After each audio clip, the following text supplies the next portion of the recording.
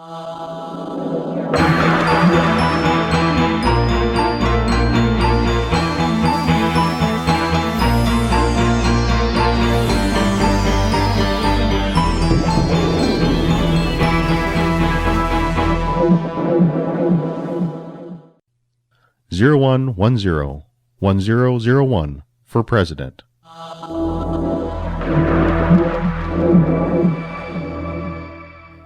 Inconceivable! Senator David Thompson was the current nominee for the Republican National Party. He was tall, fat, old, and prone to outbursts such as the one he currently gave. I will not be forced into a race with this thing! I'm not a thing. I am a man. The thing, or man if you like, was Senator James Williams Thierce, candidate for the Democrats. He was tall, young, slender, and smashingly good-looking. This was only part of the reason that Senator Thompson was enraged. I will not go against him, of all candidates. It's not right, I tell you. It's just not right. Senator Thierce stood and smoothed out the front of his suit. Senator, I will not stay here and be abused by your verbal berating any longer. And I will not stay in the same room with you, Thompson declared and struggled to get out of his seat. Gentlemen, please, sit back down. We're here to introduce you two to each other.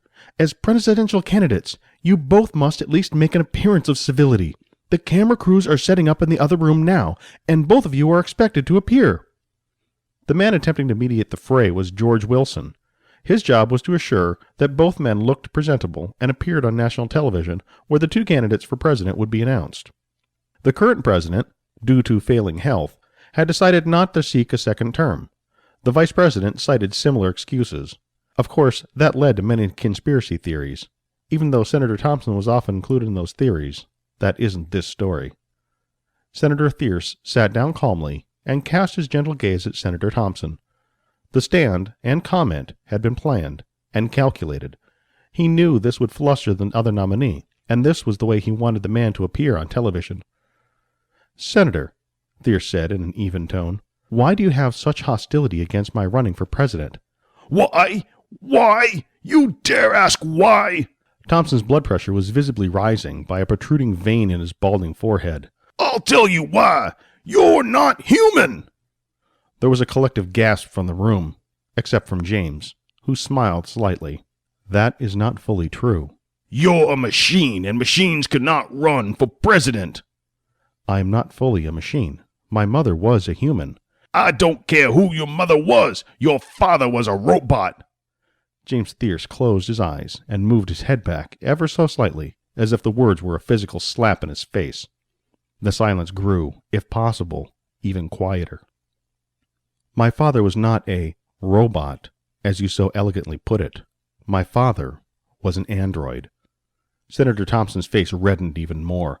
You admit it. You just sat there and admitted you're not human.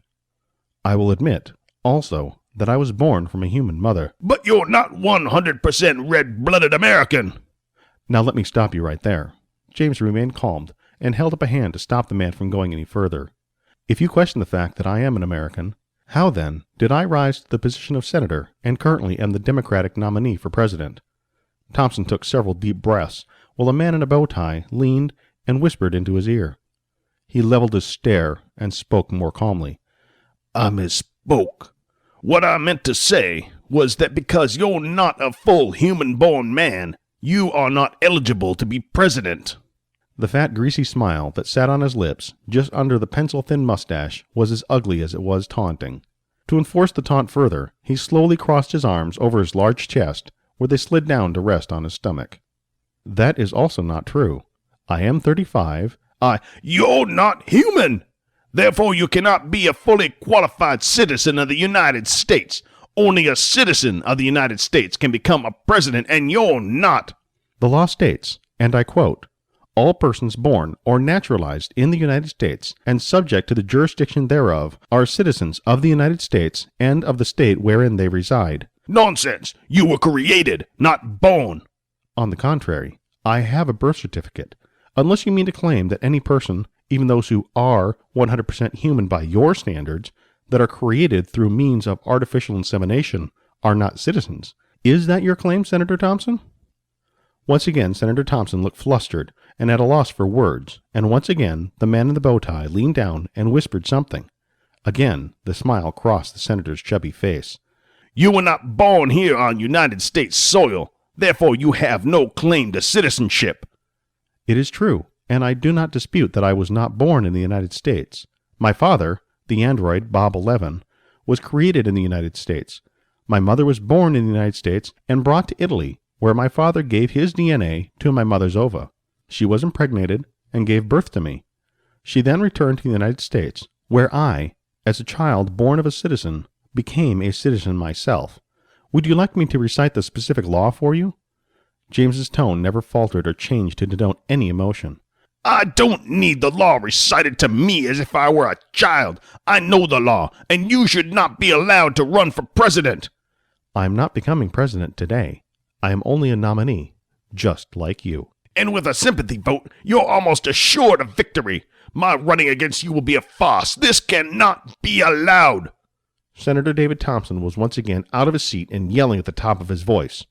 George Wilson stood up to once again stop the bout. Senator Thompson, please, yelling achieves nothing. I only need you to remain seated until we can present the two of you to the country. An assistant to David Thompson scrambled over and began dabbing the sweat off the senator's brow. He wrinkled his face in annoyance and swatted the hand away before sitting back down. I think, said Senator Thierce in his flat, calculated tone, that you feel intimidated by me. What? That is outrageous. How could I be intimidated by someone like you? Thompson was screaming hysterically now. Beads of sweat on his red brow turned to rivulets. I have nothing to fear from a person like you. Would you like me to repeat what you said earlier about how running against me would be like? I don't need you to repeat what I said. A door to the room opened, and a curly-haired young lady poked her head inside. We're going to start in 2 minutes. Please try to keep it down in here. Senator Thierce, for the first time since entering the room, sat back in the high-backed chair, laid his hands in his lap, and grinned at Senator Thompson, who was puffing and panting as though he was about to have a stroke. The glare from the enraged man did nothing to cause James to stop smiling. Time passed quickly as several assistants worked on slicking back the remnants of Senator Thompson's hair and sopping the sweat from his forehead so their efforts to apply makeup could not be foiled. All the while, Thierce sat, cool, calm, collected. The curly-haired lady poked her head in once again. Gentlemen, we're ready for you. You'll each be allowed only 5 minutes to speak about your nomination. Please do not turn this into a smear opportunity. Now let's get out there. Camera flashes assaulted the open doorway even before either could walk out. James was the courteous one, and he allowed Senator Thompson's massive bulk to emerge from the doorway first. There was a small stage set up, and the door opened from the back of it. Each candidate, with assistants in tow, made his way to their respective side of the stage to stand behind a podium. James smiled and waved with a bright, cheery expression, while Thompson wore a smug grin and waved his fat hand, as if he was too good to be waving at the common people. George, the mediator of the chaos from the other room, stood in the middle of the stage. Ladies and gentlemen of the press, and to all of those watching around the world tonight, I'd like to present you the Democratic and Republican nominees for president, Senator James Thierce and Senator David Thompson. A round of quiet, polite applause rose from the crowd. Most cameras were pointed at Senator Thierce. Thompson cleared his throat to garner some attention. Once again his hand waved through the air. Each nominee will be given 5 minutes to give a speech, George continued as flashbulbs continued to blind those on stage.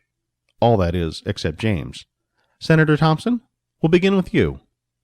Thank you. Let me start by saying that the best man, he put a little too much emphasis on the word man, has been chosen to represent the Republican Party. He slicked his hair back and gave a foul glance at James, then continued.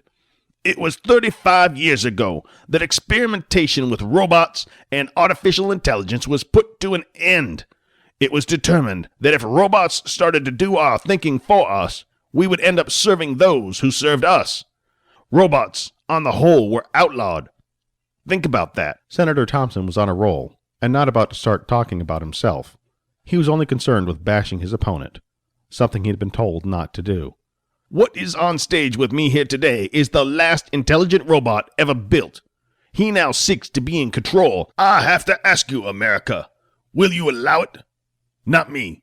This goes against everything our forefathers set out for us 300 years ago. They meant for men to be in charge. They meant for men to rule. They didn't mean for machines to rule men. I accept my nomination and will do everything in my power to ensure that men stay in control and continue to make the decisions. His voice started to rise and his face turned red. I, for one, will not sit here and let a robot run this country. I will not stand by while a machine makes the laws. I will not be party to this joke of a nomination. America is for American people. Take a stand with me, America. Take a stand against this travesty. Take a stand against robots in politics. Don't allow this thing to deceive you.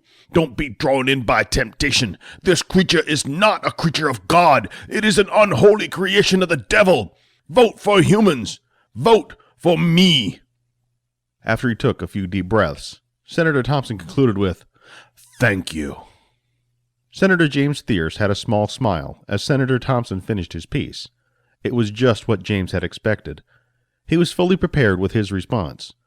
Senator Thompson had a large grin, as if nothing James could say would undo the damning words that had just enraptured the crowd. James knew better. Good afternoon, ladies and gentlemen. I am not fully human, as the good Senator Thompson has been kind enough to point out. I am also not fully robot. My father was the last in a line of genetically perfected synthetic beings. He was pure and innocent. His life had been given to him by a team of scientists who found out they had created a new life form that had DNA. This DNA was implanted into the womb of my mother, a kind, peaceful woman. I grew, as any normal child would, with the love of my mother. I wasn't like most children, though. By the time I was 5 years old, I had learned every language spoken around the world, as well as several that are no longer spoken. As a president, I would not need an interpreter, and my words would never be misunderstood. I studied everything about space travel, politics, nuclear physics, chemistry, advanced mathematics, and by the time I was 10, I was able to help this great country achieve its first lunar base and interplanetary travel to Mars. I, as a private businessman, was able to set up recovery of comets and asteroids to have them mined for precious minerals and building materials to ensure that the population of the lunar base and Mars outposts went smoothly. I did this all by the time I was 15 years old. For the past 20 years, I have consulted every major business in the country and most around the world. I have helped scientists around the world solve the most difficult problems. I have had a wealth of experience that is rivaled by none. The only area of this country that has ever disheartened me has been its political arena. Now that I have set the state of California into its most profitable period ever, I wish to do the same for the entire country. I don't sleep or take breaks. I will be the first president ever who will not be taking a vacation or even a nap. I will be working around the clock to ensure that everything that needs to get done gets done. I am not prone to anger, and I cannot be bribed or coerced. I cannot and would not lie. I can assure you that I will be there 100% for America and the American people. As I did in the private sector and as I did for California, I now wish to do for my country. For the first time, he allowed his speech to grow, more intense, and show his passion. This is not a charge I will take lightly. I will purge our system of corruption. I will seek out problem areas and correct them. I have the capacity to look into every branch of government and our military. I will improve not only our country's position on this planet, but our planet's position in this solar system and in this galaxy. A cheer went up from the crowd that was nearly deafening. People stood and applauded with more enthusiasm than James had expected. The smile on his face and his waves to the crowd were as genuine as Senator Thompson's scowl. The two men were supposed to meet in the middle and shake hands. Senator Thompson glared at James, and without any motion to take the offered hand, turned and left. James turned back to the crowd and waved some more. Soon, he, James William Thierce, would be ruling these people. Of that he was 95.7% certain. Soon he would be the most powerful man in the world. Once again, synthetic humans would be back in production. He would no longer be alone on this hunk of rock. And he, as president, could put those synthetic clones of himself into positions of power to help achieve even greater power over the people of the world. This was how the end would be greeted, with cheers of victory.